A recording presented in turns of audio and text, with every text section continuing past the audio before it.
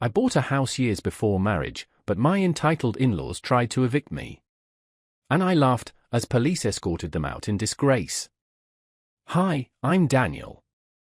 I'm 34 years old, working as a cybersecurity analyst for a major banking corporation here in Dallas, Texas. For the past decade, I've been grinding. Working 65-hour weeks. Sacrificing my 20s, while most of my college buddies from UT Austin were out partying on 6th Street.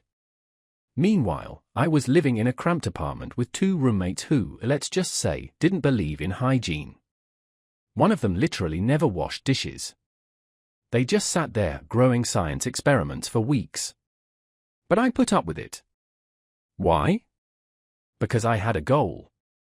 And finally, at 27, I bought my dream house. Not a mansion, but a beautiful 4-bedroom, Southwestern-style home in Plano.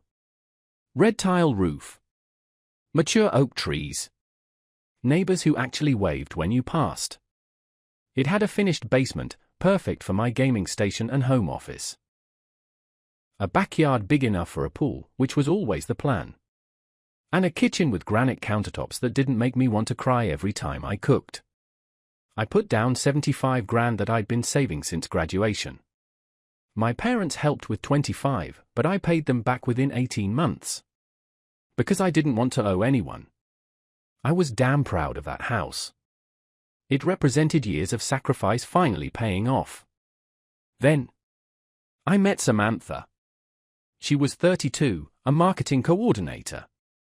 We matched on Hinge about 4 years ago. She seemed perfect, said she loved hiking the White Rock Lake trails. Said she played video games. Described herself as low maintenance. She had this infectious laugh, and we could talk for hours about true crime podcasts. We dated 14 months. Moved quick.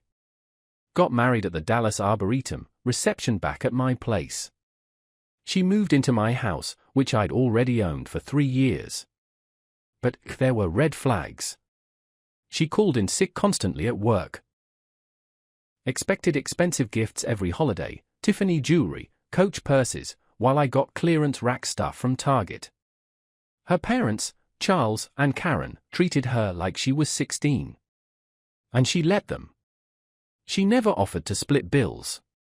And, surprise, My American Express was funding her lifestyle. Fast forward. One brutal day, I came home around 7:30 after 16 hours straight at work. Brain fried. Eyes burning.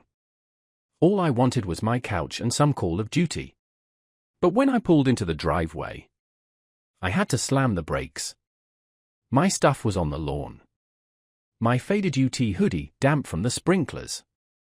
My $3,500 vinyl collection, exposed to the Texas sun. My gaming gear. My books. Even that dumb ceramic armadillo Samantha gave me, bought with my credit card, by the way, was sitting crooked on top of the pile. And there they were. The in-laws from hell. Karen, 58. Charles, 62. Smug looks, standing there like they'd just won the lottery. Designer clothes.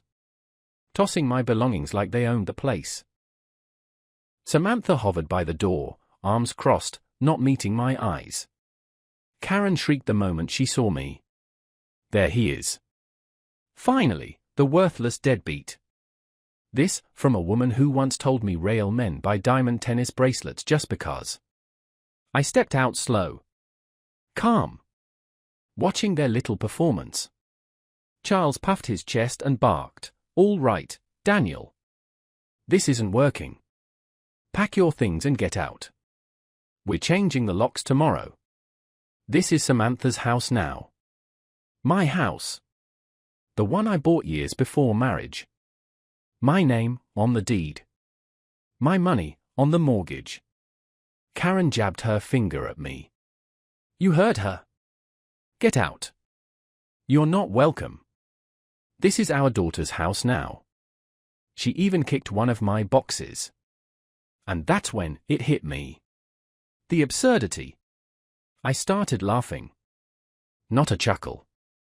A full-blown laugh that echoed across the street. My house, I said. Samantha's house? Wow. Did I miss the closing? Did I forget to sign something? The neighbors were out now. Phones recording. Charles doubled down. She endured years with you. She deserves this house. Endured what? I shot back. My stable job? My paying for everything? The vacations? The Louis Vuitton bag she used 3 times. Karen screeched, "You're never home. We're making sure she gets what she deserves." Right, I said, pulling out my phone. Samantha panicked. Daniel, what are you doing? Calling the folks who handle trespassing, I replied. You know, or the police. Karen lost it. This is family business. Not when you're on my property, it isn't. Minutes later, flashing red and blue lit up the lawn. Officers separated us. I calmly showed ID, mortgage papers, utility bills, all in my name. They nodded. Then turned to the circus. And just like that, the officers said the words I'd been waiting for. This is his residence. You have no legal right here. You need to leave immediately. Karen went nuclear. Charles puffed. Samantha cried her rehearsed tears. But in the end? They were escorted off. Into their shiny BMW X7, parked suspiciously down the block. The neighbors clapped. Phones recorded. Next morning, I changed every lock. Then called the toughest divorce attorney in Dallas. 3 months later? Divorce finalized. Samantha got what she contributed to the house. Nothing. I kept my house. My sanity. My dignity. And Samantha? Back living with her parents, who now get to deal with the entitled daughter they raised. Because justice isn't just a concept. It's what happens when entitled people mess around. And find out.